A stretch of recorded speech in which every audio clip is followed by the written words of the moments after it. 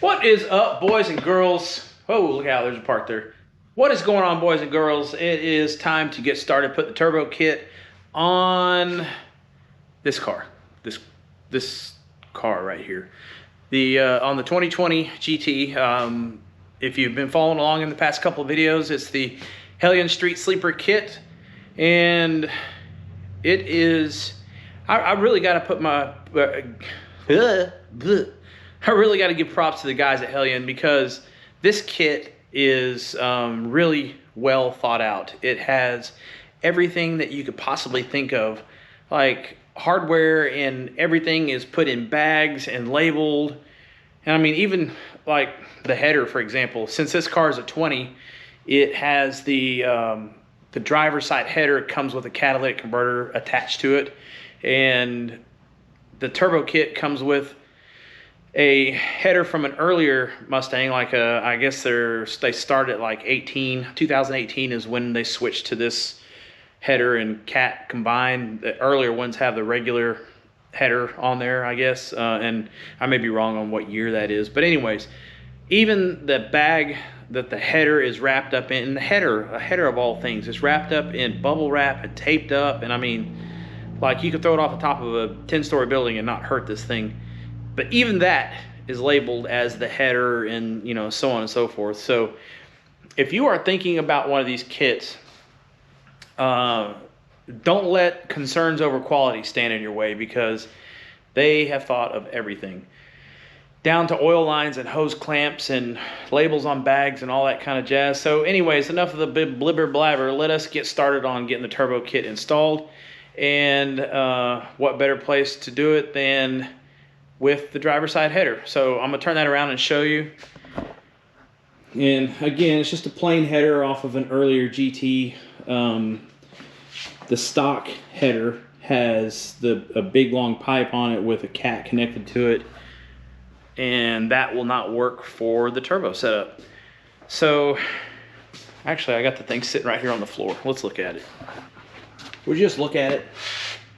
So there's the header with the cat connected to it. Not real friendly for turbo boosty boys like we want. So anyways, time to get the header put on the car and we will carry on.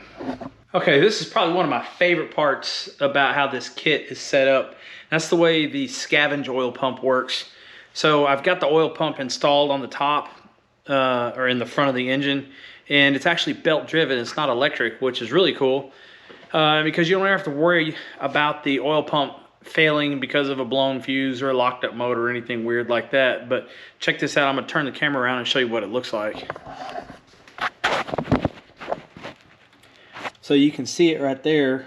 There's a plate that you add by way of a couple of studs that you install and whatnot, but that thing is belt driven by a cog belt and a mandrel that you install in the crankshaft. So totally reliable, for lack of better words. Yeah, I mean, it's just like a timing belt, you know, on a foreign car or something. Just, you know, a cog belt, and they last forever and typically don't have any problems. So I guess we're on to the next step, which is going to be installing the turbos themselves, which means we're actually getting somewhere for a change. Okay, so we are finally getting some traction, so to speak, no pun intended. The turbos are on the car. The turbo kit is on the car. Most everything as far as turbo related is done. So let's take a look at that. And I have discovered a couple of things about the kit that I don't really care for. Not the end of the world kind of stuff. Still a great product. But I'll turn the camera around and show you the progress. All right, so right now, it's pretty close to being done. Everything on the top is finished. I have to put this PCV hose on the turbo inlet, and I need one more clamp for this. Even though it doesn't do anything, it makes it look a little more complete. Put the plastic cowling back on it, and the top is done. So then comes the underside of the car, the part that is not complete. My main gripes about this kit, there's a couple of things. First off, the hardware. Some of it is very cheap grade 2 junk. You know, I mean, just call it like I see it.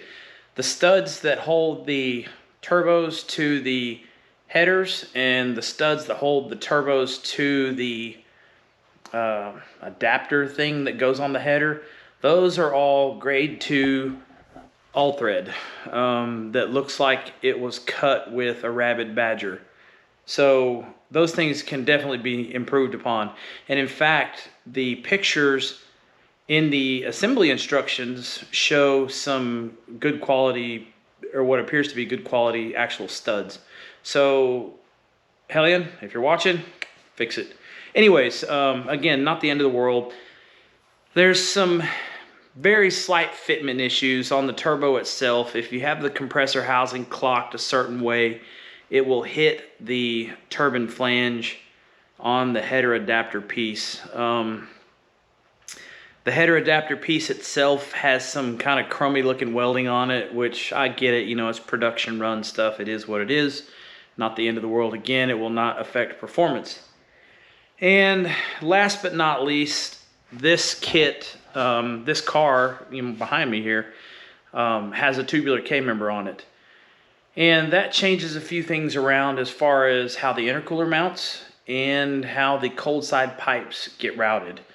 The one big thing that I really don't like about the kit that's just bad, and I understand there's not a whole lot to do about it in a production type kit, but the cold pipes run underneath the K-member, like between the K-member and the ground. If you have a lowered car, that is not going to work. It's not going to last long. I'm just telling you like it is. This particular car is not lowered, and I don't think it's going to be a problem. And with an aftermarket K-member, there's going to be room to reroute the pipes. So if it does become a problem here, we're going to fix it. Until then, we're installing it as is. So let's get under the car, get a look at it, see what it looks like. Okay, as you can see, the turbos are both mounted, tucked up under there pretty nice. They do hang down a little bit, maybe 3/4 of an inch or an inch or so lower than most everything. Now this pipe here on the floor is the cold pipe, and you can see on this turbo, you can see the silicone elbow hanging down. We need to do something with those silicone elbows, and there's part of the downpipe laying down on that side. So I'm not quite sure why it's like it is, but the four 2.5 inch silicone elbows that go on either end of both cold pipes are a little bit short, and I don't know if that's because the way the kit was made, or because those silicone elbows may be ordered in bulk or something, and they're not what the kit was designed with, or I'm not sure what. The aftermarket K-member doesn't really have any bearing on the placement of those two things, so that's not it for sure. But it's an easy fix. There's no cutting or welding or anything. I just ordered some new 2.5 inch 90-degree silicone elbows from Summit that have longer legs on them, and that'll fix that. The problem with the original ones that the kit comes with is that they don't clamp on the cold pipe, but just barely. And if you blow those pipes off of the car under boost, they're the ones that are under the car, so keep that in mind. You can imagine the problems you might have there. So anyways, let's check out the intercooler and see what it looks like. All right, it's kind of hard to see even with the light shining right on it, but the intercooler, I blacked it out so it's not readily visible when the car is all assembled. Kind of give it the stealth look, you know. I mean, anybody that knows what they're listening to or talking about will know that it's turbocharged, so it's not going to be hidden for long. All right, so that's pretty much a wrap for the turbo kit. We got the all the hard stuff done. All the oil lines and hoses and all that jazz is already done. Waiting on a couple silicone elbows to come in to complete the kit. The Street Sleeper kit is a great product, and I'll stand by that. That's definitely a for sure thing. Is it easy to put on? Yeah, it's not bad. You know, some Some regular hand tools, you can do it. I would say that if you really got after it, you could do it in a couple of days, a couple of long days. Even on the ground, you know, working on a lift would definitely help things. The street sleeper part of it on the top of the engine where the cold pipe goes through the airbox, that's not fun. You'll definitely, for sure, you're going to learn some new words there. That's for sure. This car is going to get a complete fuel system, so I'm not really including that in part of the turbo kit upgrade. We pulled the fuel tank out of it, and that's another problem right there. You'll have fun doing that, especially if your customer or you decide to do it when it's full of fuel. Not fun. So anyways, we're going to call the turbo kit complete since the downpipe is the downpipe's the only thing that's left on it, really. The only reason I left them off is because we have to pull the fuel tank out of it, which means the exhaust is in the way, which means the downpipes are in the way.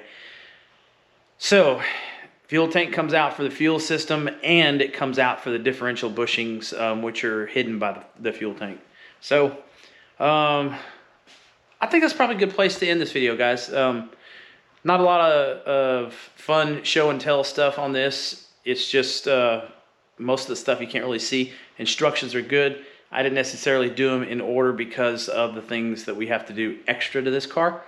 So that's it. That's a wrap on the turbo kit.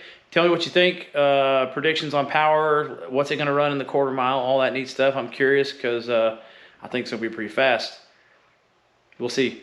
Thanks, guys. Thanks for tuning in, checking out the video and all that good stuff. Give it a thumbs up, subscribe, and we plan on doing live streaming Q&A type stuff someday during the week, probably Wednesday nights. I think that's going to be a good night. Anyways, thanks for watching, guys. We'll see you in the next one.